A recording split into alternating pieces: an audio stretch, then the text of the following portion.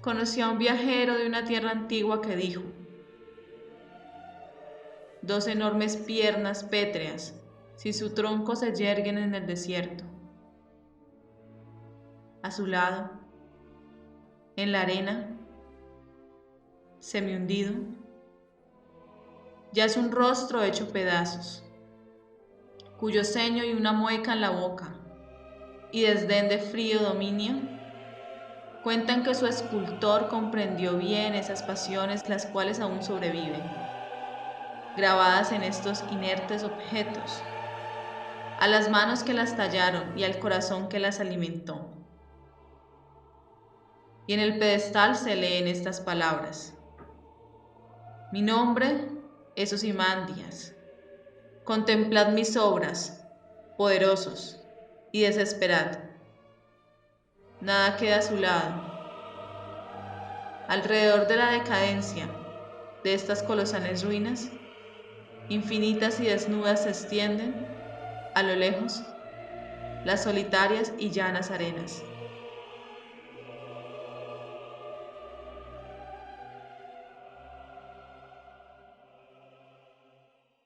Este es Comala Podcast, un espacio donde las letras y la imagen tienen voz. Comala es el lugar donde las voces se reúnen a contar historias. Acompáñennos. Hola y bienvenidos a nuestro capítulo número 18 aquí en Comala Podcast. Mi nombre es Jorge Sánchez y me encuentro con mi amiga Carol Díaz. Hola Carol, ¿cómo estás? Hola Jorge, muy bien, muy feliz de estar de nuevo por acá, con toda la energía y más sabiendo que ya casi se acerca la Navidad. Estamos a un pasito de empezar fiestas. Sí, de hecho este programa se publicará en el último fin de semana de noviembre. Ya comenzamos diciembre, el último mes, y a ver si 2021 nos trata mejor que este 2020 que realmente nos ha dado muy duro. Sí, no ha sido el mejor año de todo el mundo, literal. No, para nada. Pero mira que el tiempo pasa y todas las heridas se curan un poquito, y creo que eso es esencial para entender el tema del que vamos a hablar hoy, que es precisamente ese, el tiempo. Sí, es un tema un poquito complejo, visto desde la física, desde la literatura, desde un montón de lados, porque las artes han querido retratarlo y es muy complejo el simple hecho de pensar el tiempo, porque pues implica un conocimiento de ciertas ciencias, implica un acercamiento más a todos esos fenómenos que atraviesan pues a este tema, y más nosotros que tratamos de manera humilde de analizar este maravilloso y extenso tema a través de 2 obras literarias y 2 obras cinematográficas. Sí, más allá también del terreno de la ciencia dura, que en el que hay unas investigaciones muy interesantes acerca del tiempo. Como dice Carlos, nosotros no somos expertos en esa materia y realmente no somos expertos en muchas cosas, pero creemos que podemos dar una visión como el texto con el que comienza este programa, que es el poema Ozymandias de Shelley, que ha elegido Carol para esta ocasión, que vamos a hablar del tiempo y cómo se muestra en esa obra literaria. También vamos a hablar de un cuento llamado El factor letal de Philip K. Dick, el maestro de la ciencia ficción. Y en el cine, Carol, ¿de qué obras vamos a hablar? En el cine vamos a tratar dos obras. La primera es Interestelar, dirigida por Christopher Nolan, y el año pasado es Merinband, dirigida por Alain Resnais. Sí, estas 4 obras, y creo que hoy sí nos tiramos la casa por la ventana, porque son obras supremamente disímiles, tanto y de autores supremamente contrarios, como son Shelley y Dick, y como son Resnais y Nolan. Aunque estos 2 últimos tienen su parecido, pero bueno, esperemos que tengamos una muy buena conversación al respecto. ¿Y qué te parece, Carol, si comenzamos? Comencemos. Poesía, cuentos, novela, cómic, todo está aquí en Comala Podcast. Como lo dijimos con anterioridad, vamos a hablar de un soneto, Ozymandias, escrito por Shelley, y un cuento de Philip K. Dick que se titula El factor letal. En el primero, en el soneto, nos habla de un viajero que valga la redundancia, llega a una tierra antigua, viaja hacia una tierra antigua y se encuentra con una estatua que ya está destruida, que se yergue en el desierto. Entonces él va buscando, va investigando, porque es una estatua que es pues muy llamativa, y se da cuenta que ha sido de Ozymandias. Y él mismo se dice rey de reyes, hay una frase, una oración donde nos habla sobre su gran poderío que tuvo en ese tiempo en el cual este personaje habitó. Pero es paradójico y muy triste a la vez, porque en esa grandeza que este personaje pudo haber tenido en esa época, de esa grandeza realmente no queda nada, sino solamente ruinas. Solamente se yergue y todavía quedan vestigios de esa gran obra, de esa escultura. Nada prácticamente, un montón, un cúmulo de arena que lo está tapando. De esa grandeza ya no queda nada, sino el tiempo devorándolo todo. En el factor letal de Philip K. Dick nos encontramos con Hasten y con Wood. Hasten es una especie de experto en la historia y Wood es un científico que ha inventado el viaje en el tiempo y que trabaja para el gobierno en un proyecto secreto donde están revisando el futuro para ver cómo nos ha ido como humanidad. Entonces a Hasten le dan la misión de ir al futuro y ver cómo se desarrolla la historia de la humanidad y cómo nos va más adelante, porque antes la organización ha ido al futuro y ha visto que nos va muy bien, que avanzamos, pero en un tiempo, en un año específico, ve que la humanidad ha caído en guerra, ha caído en hambruna, ha involucionado. Entonces lo mandan a él para ver qué pasó, cuál es el factor letal. Lo que ellos llaman el factor letal es alguna desviación en el tiempo que las personas que viajaron a ese tiempo pudieron ocasionar. Ellos tratan de deshacer eso, envían a Hasten al futuro y ahí él encuentra que la humanidad ha desaparecido por completo. Solo quedan animales y entre ellos unas mariposas muy extrañas que al verlo lo atacan. El factor letal al final de cuentas resulta ser la propia humanidad que ha traído estas mariposas del futuro y las ha hecho que se esparzan en el presente. Así que el cuento se convierte en una paradoja total de la que vamos a tratar ahorita en el programa y que invito a todos a que lo lean. El cuento del factor letal no es un cuento muy conocido del autor, pero si le dan una oportunidad realmente los va a maravillar, igual que el poema Ozymandias de Shelley, que es un poema que nos habla directamente a todos los seres humanos y al ego que a veces solemos tener. Así que, ¿qué te parece, Carol, si comenzamos con el primer tema que sacamos en comunión de estos dos textos y el único tema, que es que el tiempo todo lo devora? Sí, Jorge, es que es claro, yo creo que ese tema es un tema súper grande y es muy claro en ambas partes, como este tiempo en Ozymandias se encarga de cubrir esa grandeza, de mostrar que en realidad pues no somos nada sino polvo y que el tiempo pues lo va carcomiendo todo, lo va devorando, todo va borrando esa historia y solamente quedan vestigios de lo que nosotros creemos que fuimos o somos, o de esa grandeza o esa ilusión de inmortalidad a través del arte que pretendemos también a veces plasmar.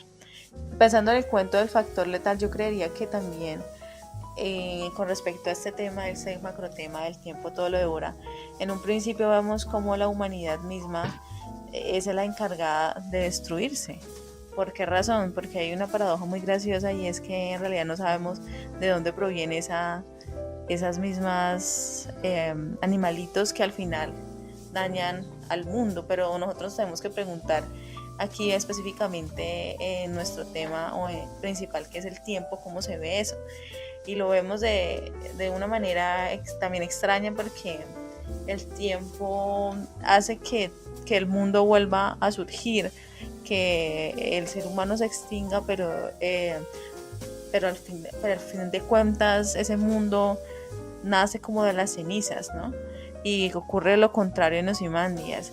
En Ozymandias hay solamente vestigios, pero en este caso ni siquiera, o bueno, sí, también hay vestigios de lo que fue el ser humano, pero la naturaleza y el mundo en sí cobra vida cuando nosotros desaparecemos como especie. Tú dijiste una palabra muy interesante y que a mí no se me había ocurrido y creo que es exactamente lo que vemos en estos dos textos y es la ilusión.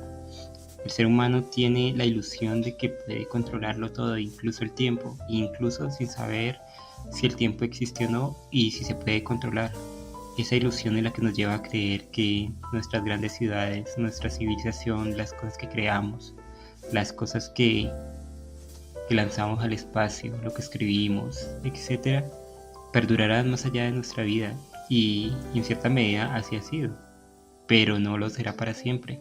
El tiempo lo va a devorar todo. Hace algunos programas hablamos del tema del fin del mundo y ahí pudimos ver eso en un cuento de Ray Bradbury que se llama Vendrán lluvias suaves, cuando la casa se autodestruye, y está leyendo este poema de Sarah Tinsdale donde dice que al final la naturaleza no le importará nada la desaparición de la humanidad, ella va a seguir y en el factor letal vemos esto. El protagonista Hasten viaja a un futuro donde no existe humanidad, donde están sus construcciones, donde está todo vuelto nada por el paso del tiempo, pero donde la naturaleza continúa, los prados están verdes. En un momento él dice que nace pasto del pavimento, la naturaleza está retomando este lugar que había sido usurpado por el ser humano y vemos que crea este mecanismo de defensa que son las mariposas que atacan al hombre como si fuera una enfermedad y estas fueran los anticuerpos que van contra ella. Pero también vemos ese ego del ser humano al tratar de controlar algo. De hecho, el protagonista del cuento, Hasten, lo dice en un momento: viajar al futuro está totalmente prohibido, porque en el contexto del cuento está prohibido, porque no saben qué puede pasar una vez se viaje al futuro. Está prohibido por lo mismo, porque al ver en lo que nos convertimos, nos creemos capaces con la potestad de cambiarlo, nos creemos con el poderío de modificar el tiempo, de moldearlo como nosotros queramos, simplemente porque podemos viajar a través de él, y no es así. Y una prueba de ello es Ozymandias, quien creó quien inspiró esta gloriosa estatua, que me recuerda mucho a las estatuas del Señor de los Anillos de la película. Creyó que con eso iba a vivir para siempre. Los que crearon las pirámides, lo mismo. Los que crearon la esfinge, los que pusieron en piedra su rostro, creyeron que eso iba a hacer que duraran para siempre. Y vemos que no, vemos que el tiempo ha devorado eso, vemos que el tiempo ha reclamado lo que es suyo y los ha dejado, pues como la mayoría de nosotros terminaremos, en el olvido. Yo creo que la cuestión es más de nosotros como seres humanos, que pues un ejemplo, tenemos hijos para perpetuar nuestra existencia, o como hizo o que pretendía hacer Aquiles, morir aún sabiendo que al morir su nombre supuestamente perduraría en toda la historia, y bueno, lo ha logrado hasta ahora. Y sí, entonces la memoria o las ganas de seguir viviendo, de esa inmortalidad, tema que vamos a tratar en otro programa, va ligada mucho al tiempo, ¿no? Al saber que somos mortales. Pero yo creo que no tenemos la perspectiva completa. Queremos ser inmortales. Por ahí hay una canción del Cuarteto de Nos que dice: queremos ser inmortales y no sabemos qué hacer en un día de lluvia. Como tú dices, el tema de la inmortalidad va a ser tratado más adelante, así que no ahondo mucho más en ello. Pero no tenemos la perspectiva completa porque pensamos en una inmortalidad muy pequeña. Hay un video en YouTube, no sé si tú te lo has visto, donde han hecho como una representación de lo que va del tiempo hasta la aparición de la humanidad y lo que seguirá hasta el fin del universo. Y bueno, y van acelerando hasta que llega al final. Pero el momento que pasa la humanidad, que comienza y que termina, son como 5 segundos del video, y es un video que dura como 1 hora. Entonces no entendemos la magnitud de la entropía de la que hablaba Asimov en el cuento que utilizamos hace algunos programas, el de la última pregunta. No entendemos que realmente nada va a ser inmortal, nada puede realmente ser inmortal. Podemos robarle al tiempo un cachito, un pedacito de ese momento, podemos hacerlo, pero a la larga vamos a sucumbir, vamos a terminar como la estatua de Ozymandias, de ruido, cubierto por la arena, y detrás de nosotros va a haber una gran vastedad que se va a burlar de nuestras pretensiones de inmortalidad. Sabes que ahorita que hablaste sobre ese video me acordaste de la película Birdman, cuando él le entrega un papel higiénico, cuando ella le entrega un papel higiénico al papá y le dice, ese es el tiempo que eso es que aparecieron los dinosaurios, que apareció el ser humano, y él coge y arruga o bota el papel, lo daña, no sé. Entonces ella, pues de manera muy graciosa, dice que ha matado a la mitad de la población o la mitad de la historia del ser humano. Es que en realidad no somos nada. En realidad estamos ahí suspendidos en un constante, porque como vamos a ver más adelante y vamos a entrar en la discusión sobre el tiempo existe o no, y eso es una cuestión bien difícil, porque estamos llenos de posibilidades y el tiempo nosotros lo vemos pasar a través de otros factores como el envejecimiento o como el cambio en el clima, bueno, etcétera, etcétera. Pero en sí el tiempo pues es algo algo que nosotros creemos o es como tener fe en algo, ¿no? Algo que no existe, pero uno sabe que uno quiere organizar su vida alrededor del mismo. Igual el tiempo es algo mucho más físico, Carol. Pues es verdad que muchas teorías dicen que el tiempo no existe, pero envejecemos. ¿Qué quiere decir eso? Que existe al menos una fuerza que hace que pase cierta cantidad de cosas para que nazcamos, crezcamos, envejezcamos y moramos, y que las cosas se derrumben, como la estatua de Shelley. Por ahí leí una vez que el tiempo existe porque el ser humano existe. Si no existiéramos nosotros, y no habría tiempo. Los animales no tienen esa percepción. Los animales viven en un presente continuo. En cambio nosotros vivimos en un futuro continuo. Vivimos pensando en el mañana. El presente para nosotros no existe. Es un continuo estar yendo hacia adelante. Es una continua querer alcanzar algo, querer llegar a una meta y a la que nunca llegaremos, como en la paradoja de la tortuga y Aquiles. Nunca podremos alcanzar esa tortuga por más que corramos, por más que intentemos llegar a la meta. Jamás podremos por la calidad de mortales que somos y por el poco tiempo que tenemos en esta vida. Así que yo creo que, Carol, no sé si compartas esto ahorita que somos jóvenes o que pues tenemos cierta juventud, no vemos esto en una perspectiva tan grande. Yo creo que la gente que ya tiene cierta edad, mucha más edad que nosotros, y sobre todo estos días que con la muerte de Diego Armando Maradona, he visto mucha gente mayor hablando del tiempo pasado, de unas glorias pasadas, de cosas que fueron y que ya no serán, o que ya no pueden ser. Y veo que su percepción del tiempo, pensando en este programa que vamos a grabar hoy, es como mucho más agradecida, que agradecen mucho más por el instante que tienen ahora, por el momento que están viviendo. Parece que vivieran en el presente, que entienden que hubo un pasado, entienden que hubo una gloria que llevan consigo, pero también está esta vida de ahora, que no la pueden desperdiciar. Y uno de joven sí mantiene como pensando, bueno, cuando me vaya a graduar, o cuando me gradúe, o cuando consiga una pareja, o cuando consiga la beca, o cuando haga esto comenzaré a vivir, cuando haga esto, cuando llegue el tiempo, cuando llegue algo, comenzaré a hacer otra cosa que va a llevar mi vida por los senderos que quiero. Y nos damos cuenta que a la larga se nos pasa el tiempo, todos esos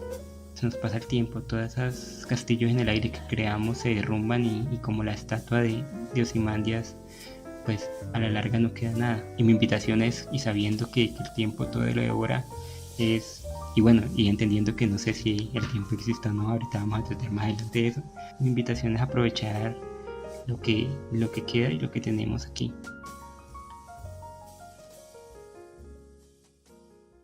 Películas, series, cortometrajes, videos musicales, todo está aquí en Cómala Podcast. Para la sección de cine hemos traído dos películas bastante interesantes que no creo que nos van a ayudar mucho a resolver una duda que tenemos y de la cual hablaremos ahorita en un rato. La primera de ellas es El año pasado en Meribán, de Alan Renais e Interestelar de Christopher Nolan. Y yo les quiero ser muy, muy directo. El año pasado en Meribán no es una película que se pueda resumir en pocas palabras. Yo voy a dar la sinopsis que encontré en Film Affinity y que dice así: en un barroco hotel, un extraño, X, intenta persuadir a una mujer casada, A, de que abandone a su marido, M, y se fugue con él. Se basa en una promesa que ella le hizo cuando se conocieron el año anterior en Meribán, pero la mujer parece no recordar aquel encuentro. A grandísimos rasgos, esa es la sinopsis de la película, pero una vez ustedes se sienten a verla y se enfrenten a ella, verán que es un experimento de forma y fondo que exige un poco al que está viendo. Es una película, podríamos decir, clásica, francesa, de los años 60, y pues para el que se ha entendido un poquito en eso, sabrá que en ese tiempo en Francia estaban haciendo películas muy experimentales y muy interesantes. Y mi consejo es que vean esta película, que no dejen de verla, que la experimenten, que saquen sus propias conclusiones. Y Carol les va a hablar de Interestelar, de Christopher Nolan. Bueno, si tu película es un poco compleja, entro a decir que Interestelar también es una película difícil, más porque dura 3 horas casi. Y nos habla de Joseph Cooper. Este personaje vive en una granja en compañía de sus hijos y de su suegro. Resulta entonces que esta granja se ha visto afectada por un montón de, como una especie de fenómeno donde la arena cubre toda la cosecha y por lo tanto no hay alimentos, están muriendo, extinguiendo las diferentes plantas, entonces la humanidad está muriendo lentamente. Resulta que su hija menor, que es la más querida por Joseph, se da cuenta que en su cuarto lo que hay un fantasma, entonces, o lo que ella llama como fantasma, y ese fantasma le da un conjunto de códigos binarios que el personaje logra descifrar, pero entonces al final ambos personajes llegan a una especie como de instalación secreta de la NASA, y en esa instalación secreta de la NASA Cooper empieza de nuevo o vuelve a entablar una relación con un ex profesor llamado Dr. Brown, y de ahí deciden que él, en compañía de otra tripulación, va a viajar a otros mundos donde se va a analizar si es posible la vida o no. En ese viaje Cooper se encuentra con el gran problema de que si él viaja a esos mundos, el tiempo va a ser distinto, va a correr de manera diferente.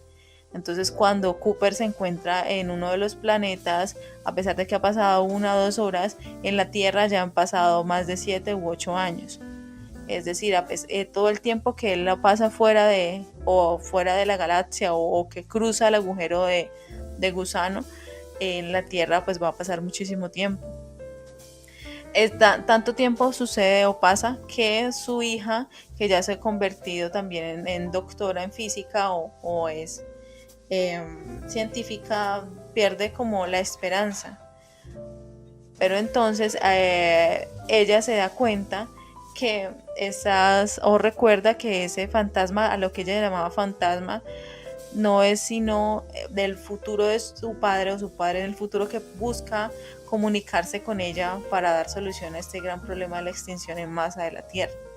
Y al final lo logra, al final le explica cuál podría ser la solución, y la raza humana logra viajar a él, logra abandonar la Tierra y logra vivir en una especie de planeta que ha sido construido pues para la supervivencia de la especie. Yo te debo confesar, Carol, y eso ya te lo dije una vez, escuchaba que elegiste esta película, que a mí Interstellar y en general la obra de Christopher Nolan no me mueve para nada. Entiendo que a muchas personas les guste, entiendo que te guste a ti, pero me parece que Interstellar es una película que en realidad está vacía.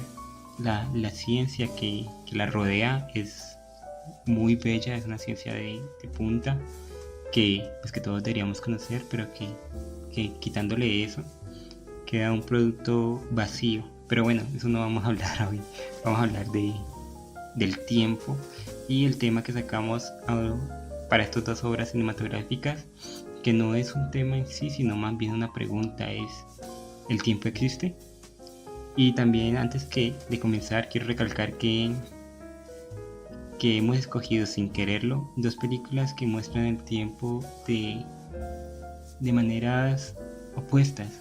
En la de Christopher Nolan, en Interestelar, vemos el tiempo como algo físico, como desde las teorías físicas y algo mucho más apegado a la realidad.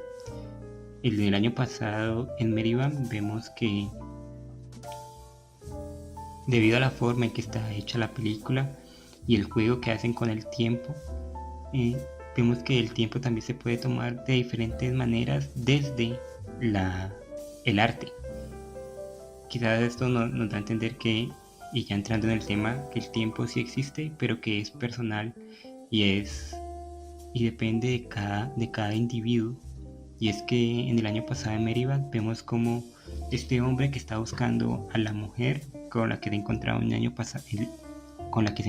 un año atrás, intenta conquistarla, podríamos decir, pero ella no recuerda que ha estado ahí. Ella no recuerda que ha estado en esos lugares que él le cuenta que visitaron. Ella no recuerda al hombre, ella no recuerda absolutamente nada de lo que vivieron juntos. Y quizás esto nos da a entender que él está en un tiempo diferente a ella, y ella está en un tiempo anterior a él, y que ambas personas no son la misma persona, sino que son diferentes. Como Heráclito decía, no nunca se mete en un mismo río, porque si bien el río no es el mismo, nosotros tampoco somos los mismos. Y creo que Renaes quería jugar un poquito con esto, como una persona al pasar un año, tan solo un año, que no parece gran cosa y que realmente no lo es, si lo comparamos con otras extensiones de tiempo, cambia la persona, es totalmente diferente, es tan diferente que ni siquiera reconoce al otro. Quizás también esto es lo que nos quiere decir el director, que en entrevistas ha dicho o dijo que la película no debería ser interpretada de ninguna manera y de todas a la vez, y que él no le daba una interpretación, que el producto era el que era y que los demás vieran. Y yo estoy viendo esto, quizás sobreinterpreto un poco, pero debemos entender que, pues, como lo vemos en la película y también como lo vemos en Interestelar, el tiempo de cada personaje cambia. Aquí por algo mucho más físico, como es un agujero de gusano, y como son las teorías científicas que, como dijimos al principio, ni Carol ni yo somos expertos en esto. Algún día traeremos un experto en ciencia con el que podamos hablar, pero por ahora no podemos ir un poco más allá como quisiéramos. Pero es esta teoría que entre una masa más grande, más gravedad, y entre más gravedad el tiempo pasa más lento, y esto es lo que le pasa a los astronautas en la película, tanto así que yo me acuerdo haber visto la película en el cine y ser un choque, ese momento en que ellos van a un planeta y vuelven, y para ellos ha pasado una hora, y en el mundo real, digamos entre comillas, ha pasado como 28 años, y la hija de él ya está grande, y el astronauta que quedó ya está más viejo, y el mundo ya no es como ellos lo conocieron, y el choque que le da a uno como espectador es supremamente fuerte, porque no está basado en lo irreal, no está basado en la ficción, sino que es algo real, algo que en el mundo físico podría pasar.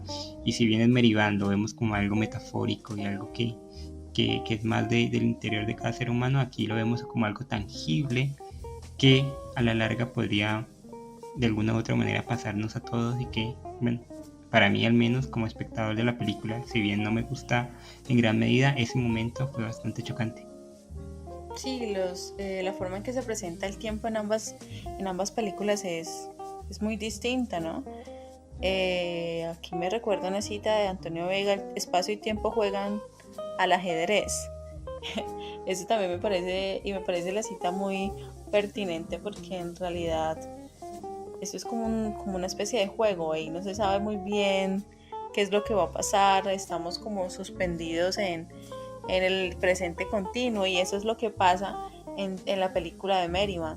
Se encuentra el presente, o en sí el presente está ahí. No sabemos qué va a pasar, no conocemos el pasado, no conocemos el futuro, simplemente están ocurriendo las cosas, y todo el tiempo la acción es en el momento, en el ahora. Entonces, en esa película, aunque debo confesarte que no me gustó, porque siento que se da para muchas interpretaciones, sobreinterpretaciones, como dice Susan Sontag, en contra de la interpretación. Yo creo que pasa eso con esa película. Son personajes que se encuentran en el momento y son personajes que se encuentran en espacios distintos y es como la mirada del espectador, de quien observa la película, que es el encargado de poner las fichas en su puesto. Pero eso no te gusta, Carol. Esa es como un cuadro, es como una obra. Sí, es un como cuadro, una pero se me obra hace... pictórica. Exacto, es un cuadro. Vemos a varios personajes, incluso vemos a personajes que aparecen en la misma escena en lugares distintos. Entonces es como un absurdo, no sé. Yo creería más, o lo pienso como esa película la pienso como un gran cuadrado o un círculo, como quieran pensarlo, donde ocurren todos los posibles al mismo tiempo, pero todos los posibles hacen parte de ese presente. Entonces no es algo más, sino muchos cuadros al tiempo.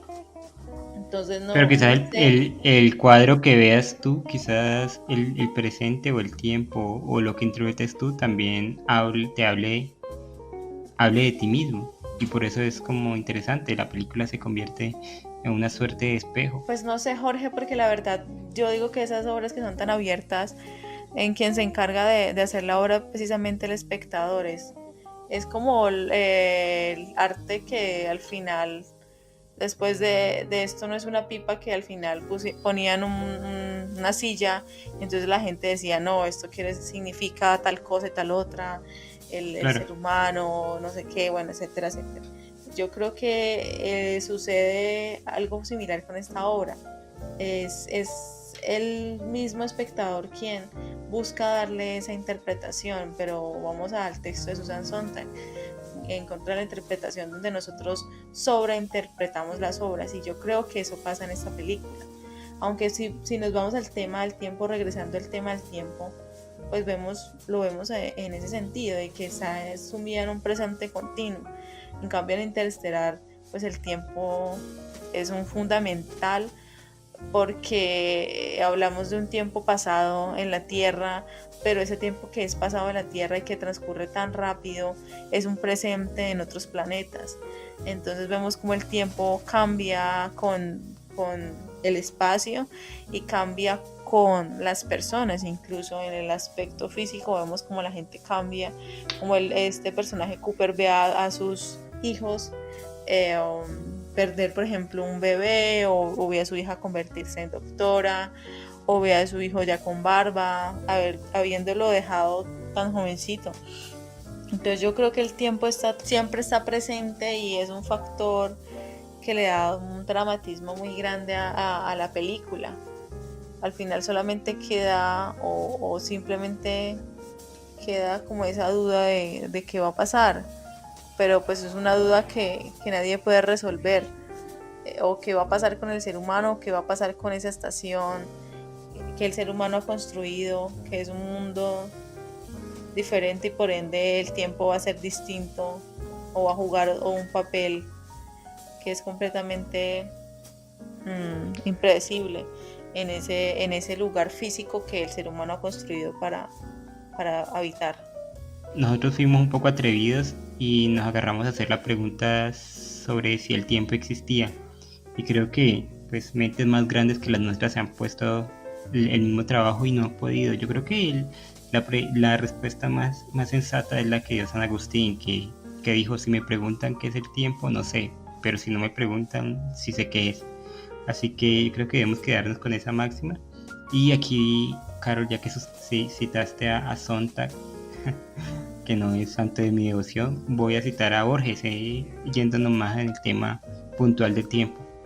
Borges dice en su ensayo sobre el tiempo: el problema del tiempo nos toca más que los otros problemas metafísicos, porque los otros son abstractos.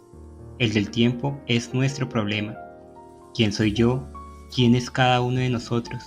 ¿Quiénes somos? Quizás lo sepamos alguna vez, quizás no. Y yo creo que ambas películas Y yo entiendo lo que dices acerca del año pasado de Meribán. No puede irse por la sobreinterpretación y ponerle mensajes y incluso hacer la película un reflejo de nuestras inseguridades o nuestro propio ego. Pero yo creo que lo que muestra del tiempo, y centrándonos en el tema, lo que muestra el tiempo, las formas en que podemos ver el tiempo, las formas en que nos muestra cómo las personas cambian, cómo somos diferentes, incluso en poco tiempo podemos ser cruel debido al desengaño amoroso, y la forma que la muestra Interestelar, que es con teorías científicas, que nos lo explican quizás demasiado masticado, nos dan todo en esta película, no se contraponen. Creo que esas dos visiones de tiempo están bien, que existe un tiempo subjetivo, que las personas lo pueden moldear en cierta medida y con el cual interactuamos todos los días. La Carol que yo conocí hace 10 años dista mucho de la Carol que conozco ahora, conserva su esencia, pero es una persona muy diferente, y igual en mi caso, igual en el caso de las personas que conocemos, igual de la ciudad en la que estamos, igual en todo eso y yo creo que eso se condensa en Meribán y en la película de Renás, y no está mal, pero también este tiempo físico, este tiempo científico, este tiempo que a la larga no podemos agarrar, que es la pregunta, como dice Borges, fundamental nuestra, porque nosotros, como decía en la sección de literatura, nosotros, el animal que es el ser humano, somos los únicos que estamos conscientes de ello. Los árboles, los animales no entienden ese concepto de tiempo en sus cabezas. Para ellos es un presente infinito. Por eso también creo que el mismo Borges decía que los animales nunca mueren. El tigre que vemos hoy es el mismo tigre que vio Carlomagno y que vio Atila. Es el mismo porque ellos no entienden ellos no entienden lo que es fallecer, no entienden eso. El tigre es el mismo tigre para todos nosotros, en todas las épocas de la vida, y es eso. No está mal darle un sentido poético al tiempo, como tampoco está mal para nada darle un sentido científico al tiempo, ya que es una pregunta que no sé si podamos responder algún día, pero claramente nosotros dos ahorita no vamos a poder responderla.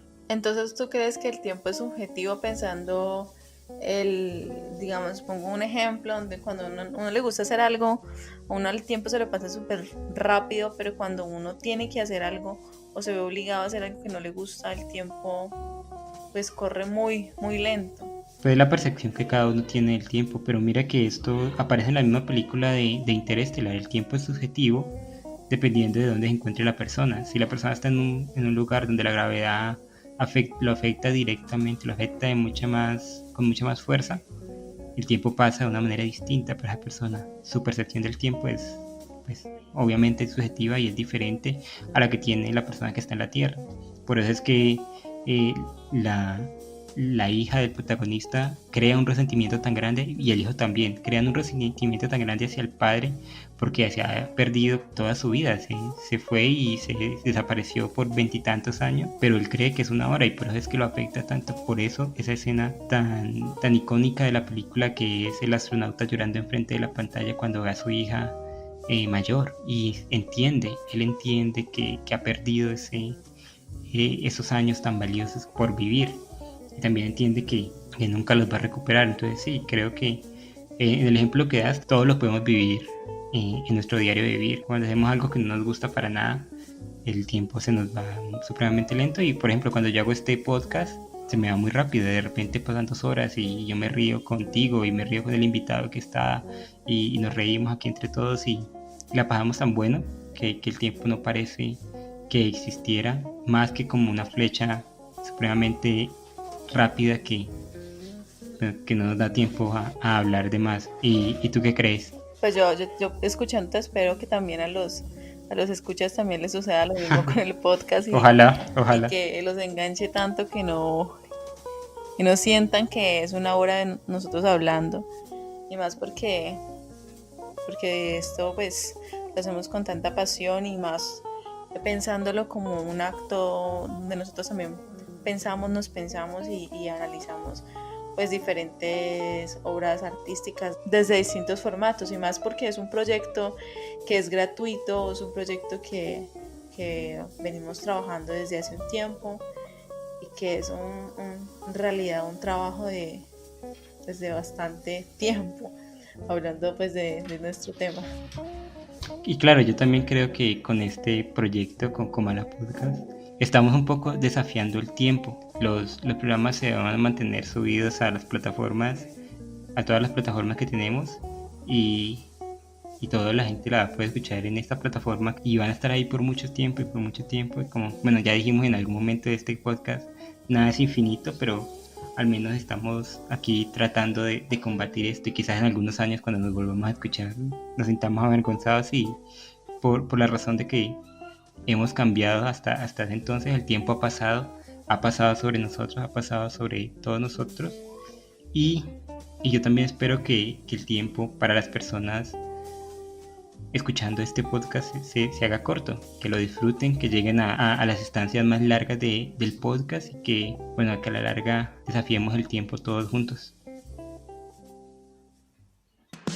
Hechos curiosos, notas sobre cultura, sociedad. Todo está aquí en Comala Podcast. El dato curioso de esta semana, en nuestro capítulo número 18 de Comala Podcast, va por partida doble. Carol tiene uno y yo tengo otro, y voy a comenzar yo hablándoles y hablándote a ti, Carol, que no sé si hayas escuchado una noticia esta semana, una noticia un tanto extraña que nos remonta a la ciencia ficción, a un libro muy interesante y a una película también supremamente interesante, que es 2001 Odisea en el espacio. Y es que en el desierto de Utah, en los Estados Unidos, apareció un misterioso monolito de metal. Fue encontrado enterrado en un desierto al oeste de los Estados Unidos, y ya todo el mundo está comenzando a decir que son ovnis, o algunos teóricos de las conspiraciones, otros fanáticos de la ciencia ficción ya están diciendo que es una representación del monolito de esta película y de este libro, o que y algunos incluso dicen que cumple la misma función de ese monolito, que si se han visto la película o se han leído el libro, pues ya sabrán cuál es. Así que este es mi dato curioso, un monolito que apareció en el desierto de Utah de la nada, y Carol nos va a hablar de su dato curioso.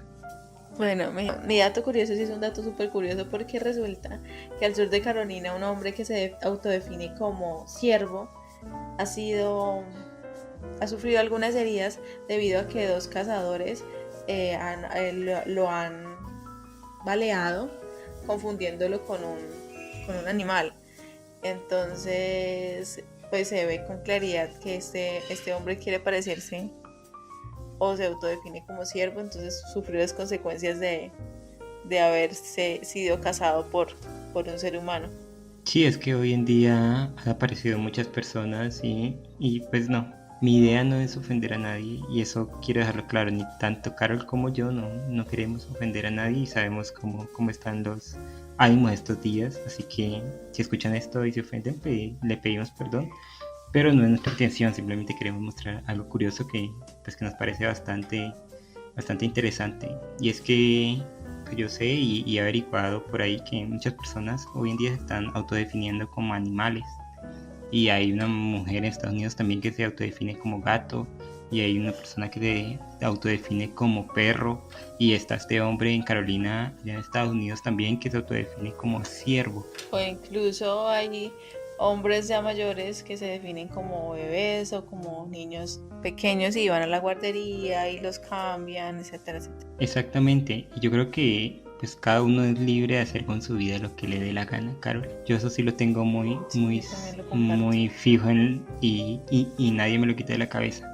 Más si tú te vistes como un ciervo, te maquillas como un ciervo, como el hombre de esta noticia, te pones cachos, te pones cuernos, te vas para el bosque, no puedes esperar que no te pase lo que le pasó a este señor, que unos cazadores, y sobre todo en Estados Unidos, que la caza es tan masificada, lo confunda como un ciervo. Y yo creo que en cierta medida eso le alegra a él, ¿no te parece? Porque está tan mimetizado en su papel de ciervo que incluso lo abalean, como lo pasa a los ciervos reales en la naturaleza, llegan y los cazan. Y y creo que si lo hubieran matado y lo hubieran cazado como un ciervo, se sentiría muy contento al ver que de alguna u otra manera no hubo una discriminación por parte de las personas hacia él. Se consideraba siervo, lo tratamos como un siervo. Pero bueno, si nos vamos a ese aspecto, entonces si esa persona se considera siervo, y es verdad, yo también estoy a favor de que cada cual pueda hacer con su vida lo que quiera, porque pues es su vida y tiene derechos y es un sujeto de derechos, etcétera, etcétera. Pero yo me pregunto entonces, si quiere ser tratado totalmente así, entonces en este caso, ¿a dónde lo llevarían? Si se ofendería si lo llevaran a una clínica de humanos, o tendrían que llevarlo, digamos, a una veterinaria, o sea, y lo digo sin ánimo de ofender, pero me pregunto eso, o sea, no sé cómo sería el procedimiento. Claro. No, Carol, pero es que no importa si tú ahorita mismo te autopercibes como una lavadora y te enfermas, no van a traer un mecánico o una persona que sepa Pero arreglar eso, lavadoras a eso al final tratarte. no sería ofensivo que lo llevaran a una clínica y no a una veterinaria. Yo voy a ser muy claro, yo sé que la gente se ofende, pero yo creo que todo este tipo de cosas que vienen emparentadas con la autopercepción de las personas esconden ciertos problemas mentales de una persona que decida vestirse como siervo o vestirse como un niño teniendo 50 años y autopercibirse como un niño, como un perro, como un gato. Creo que detrás de eso una historia bastante triste, con bastante carencia, que debería ser tratada por un especialista y debería ser tratada de una manera muy seria, más allá de las bromas, que obviamente se pueden hacer 1000 bromas alrededor de esto.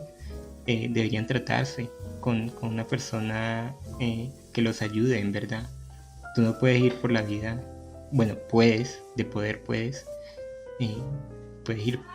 ir por la vida vestido de siervo y no esperar que te pase algo malo, no esperar que te enfermes, y no esperar que el mundo cambie a tu alrededor, como vos dices. Si el man se viste de siervo y digamos que no lo hubieran baleado, digamos que en sus travesías de siervo por el bosque le hubiera atacado a un animal, o se hubiera caído y se hubiera roto una mano o una pierna, entonces el hombre, ¿a dónde lo llevamos? ¿A un veterinario? ¿Lo llevamos a un médico?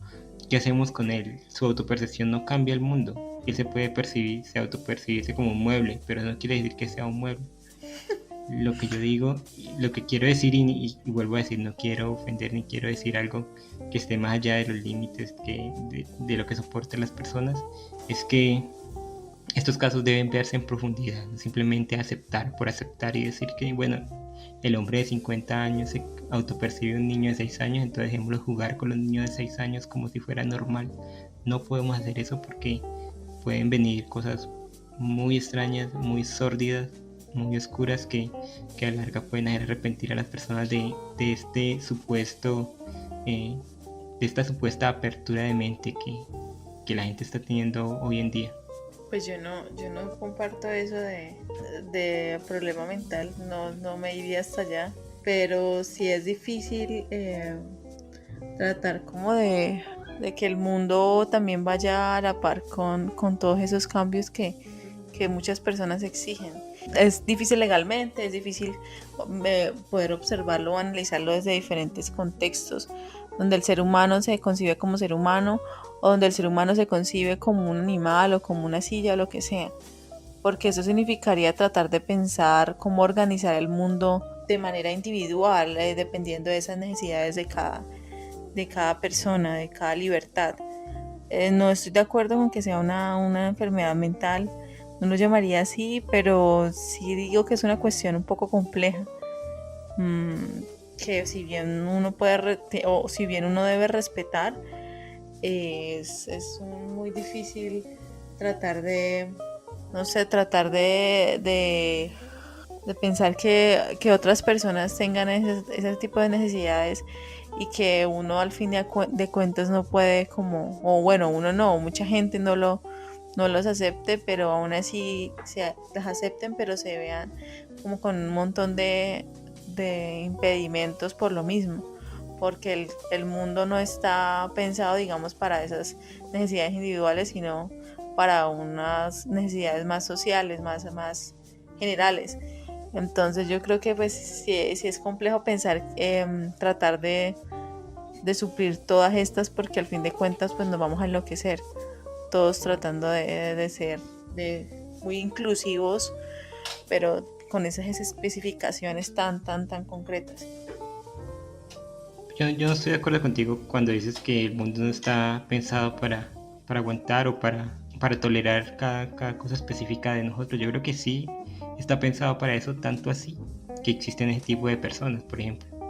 Lo que no pueden esperar ese tipo de personas, lo que no se puede esperar la gran minoría, que son, digamos, los que se autoperciben como siervos o como gatos o como perros, lo que no pueden esperar ellos es que el mundo se transforme a su alrededor. El mundo va a seguir siendo igual, las personas van a seguir en su diario vivir. Bueno, créase perro, créase gato, pero no puedo esperar bueno, como tú dices, que la sociedad en sí se amolde a eso. Uno pues, es un sujeto que vive en sociedad y bien o mal tiene que amoldarse a ella, y bueno, si es tan distinto como ellos, pues va a tener que vivir las consecuencias de sus actos. Y ahí entra el tema de la libertad y de lo que se puede hacer o no. Y yo creo que es un tema mucho más delicado que tratarlo aquí como dato curioso sería un poco incluso irrespetuoso. Pero no has hablado, Carol, del monolito. ¿Qué te Sí, parece eso te iba a esa noticia del decir, monolito? hemos hablado mucho sobre esto, sobre esta situación, pero no hemos hablado de monolito. Me parece algo muy llamativo porque en sí, has visto la escena donde ese montón de simiecitos se acercan al monolito a tocarlo, y ahí mismo Sí. aparecía la policía en Estados Unidos tratando de tocar el monolito, de observándolo con esa Sí. curiosidad. Y en sí, obviamente es una obra artística, una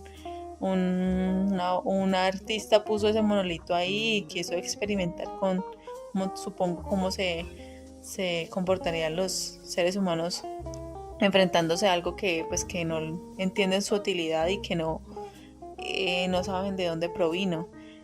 Pero aún así la misma policía de Estados Unidos, yo pues leí la noticia, decía que pues obviamente era algo construido, se veían los taches, se veía que era obra pues de un ser humano.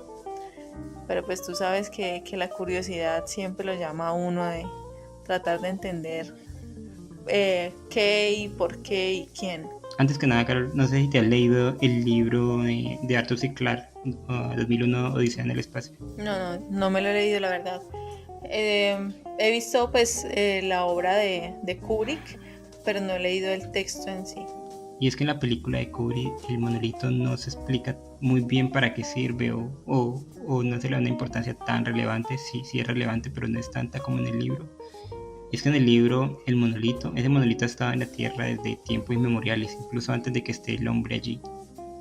Y lo que hace es cuando en la escena que los simios lo tocan, aparece en el libro, pero es mucho más larga. Es una escena donde el monolito en sí experimenta con los simios, como que los controla mentalmente y modifica sus cerebros para que los más aptos puedan comenzar a pensar por sí mismos, comenzar a usar herramientas, porque eso es un gran misterio de la humanidad. Aún no sabemos cómo ideamos eso de usar herramientas y un palo para hacer esto o una roca para hacer aquello.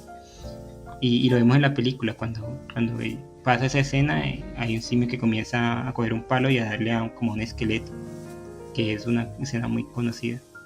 Y es eso, como que el monolito nos transforma y nos lleva a un plano más allá de inteligencia.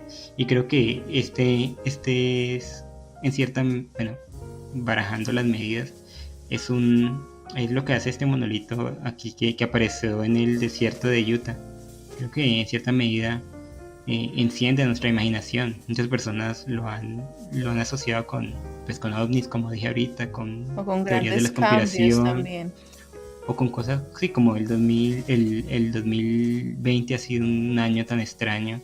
También vemos que gente ya la está asociando como con cosas por venir para más adelante. Y como tú dices, debe ser un artista que un día dijo que hagamos un coso de metal y pongámoslo en el desierto a ver qué pasa más adelante, y ahora está riéndose en algún lado. Más este tipo de cosas como el monolito del libro y de la película, no sé, elevan nuestra mente a un plano diferente, y que me parece muy interesante y que me parece que discutirlo es bastante válido. Y es muy bello, ¿no? Claro, es bastante bello. Incluso podríamos decir que un tanto poético. Está solo allí en medio de la nada. Unas personas lo buscaron por Google y se dieron cuenta que ese monolito está ahí desde el 2016. Imagínate, lleva 4 años ahí solo, haciendo nada.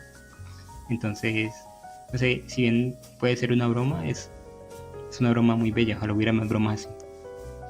Y este ha sido nuestro capítulo número 18 aquí en Como la Podcast, el cual dedicamos al tema del tiempo. Recuerden escucharnos aquí en esta plataforma y también en las otras plataformas como Instagram y Facebook. En Facebook, como ustedes ya tienen conocimiento, o los que todavía aún no saben, subimos los links de las películas y los links de los textos de los cuales hablamos. Como la Podcast es un proyecto totalmente gratuito, así que en esta misma plataforma podrán escuchar todos nuestros programas sin tener que pagar un solo centavo. Agradecemos a nuestros escuchas, agradecemos el apoyo que nos han dado, agradecemos los mensajes que recibimos. Sorprendentemente hemos recibido varios mensajes que nos alientan a seguir adelante, y tanto Carol como yo estamos totalmente satisfechos por el recibimiento que hemos tenido y esperamos crecer un poquito más, ya que se está acabando el año. Diciembre no vamos a hacer 4 programas como hacemos cada mes, sino que vamos a dividir eso a la mitad para tener también un poco de tiempo libre y darles también la oportunidad de que escuchen los programas anteriores y bueno, que nos conozcan un poco más. Y yo creo que también tendríamos que alentar a nuestros escuchas a seguir escribiendo,nos y a seguir formando parte activa de esta comunidad. Sus voces son muy importantes para nosotros.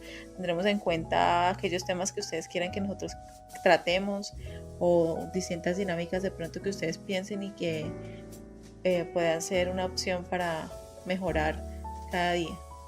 Claro, tanto Carol como yo hemos estado pensando muy seriamente en cosas que pueden venir para el futuro, en nuevas secciones, en nuevas formas de llegar a las personas, y bueno, vamos a trabajar y poco a poco vamos a hacer todo lo que nos propongamos, y si vienen ideas de parte de la gente que nos escucha, serán supremamente bienvenidas.